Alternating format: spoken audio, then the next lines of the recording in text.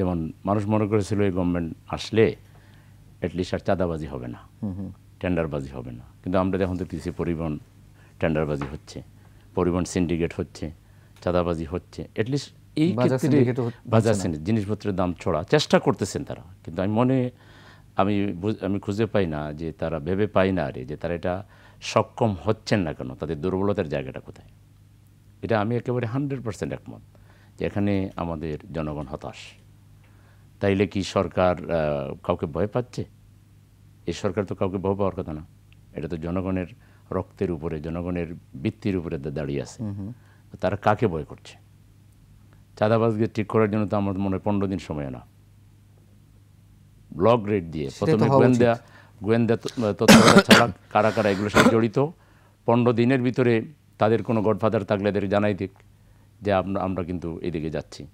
তারা যদি সামলাইতে না পারে তাহলে তাদেরকে ধরে এনে শাস্তি করবে। অন্তত এইটুকুর জনগণকে যদি একটু, মানুষ তো আমাদেরকে ফোন করে, আমরা তো রাজনীতি করি, মানুষের কাছে আমাদের যেতে হয়। মানুষ কী বললাম, যেই লাউ সেই কদু। আগে করতো আওয়ামী লীগ, এখন শুধু ব্যানারটা বদলিল, আর তো সব দেখি ঠিক আছে। তাহলে বিষয়টা কি সিগনিফিক্যান্ট নয়?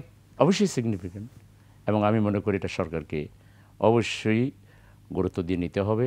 আজকের এখান থেকেও আমরা আপনাদের মাধ্যমেই সরকারের দৃষ্টি আকর্ষণ করছি যে আপনারা যদি এই যারা আছেন তারা সক্ষম না হন, কোনো ক্যাপাবল লোক সার্চ করেন। এমন লোক আছে আমাদের রাজনীতিবিদদের মধ্যে আছে, আমাদের সুশীল সমাজের মধ্যে আছে। আপনি ক্যাপাবল লোক সার্চ করেন, করে তাদেরকে দায়িত্ব দেন, দেখবেন এগুলো বন্ধ হয়ে যাবে। একমাত্র ওয়ালটন এসি দিচ্ছে 1 বছরের রিপ্লেসমেন্ট গ্যারান্টি। চেহারা দেখে যদি দেশ চালাতে পারবেন না, আর আপনারা তো নির্বাচন করবেন না, বা আপনারা তো এখানে কারো বুটে আসেন নাই, আপনারা আসছেন জনগণের বিপ্লবের মধ্য দিয়ে। এটা বন্ধ করতে হবে। তারপরে দেখেন এই যে 24-এর বিপ্লবে যারা শহীদ হলো, এখনও ওনারা শহীদের তালিকাটা প্রকাশ করতে পারলো না।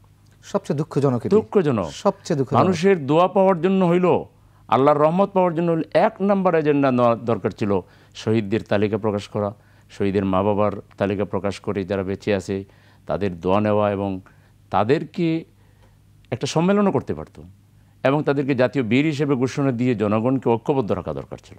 এটা করতে পারলো না। আহতদেরকে এখনও তারা হসপিটালে যন্ত্রণার সাথে লড়াই করতেছে। আহতদের ব্যাপারে যেভাবে আরও, আমি একটা হাসপাতাল করে ফেলতো, পিজিকেই খালি করে বলতে পারতো যে এটা হবে আহতদের জন্য চিকিৎসা, যা কথার কথা বলছে, অথবা একটা পিজির মধ্যে একটা হাসপাতাল বানাই ফেলতে পারতো, কিন্তু এটা তো পারলো না। আমি তো অন্তত এই 2টা ক্ষেত্রে বলবো যে তারা চরম ব্যর্থতার পরিচয় দিয়েছে। এখানে তাদেরকে আরও গুরুত্ব দিতে হবে। আর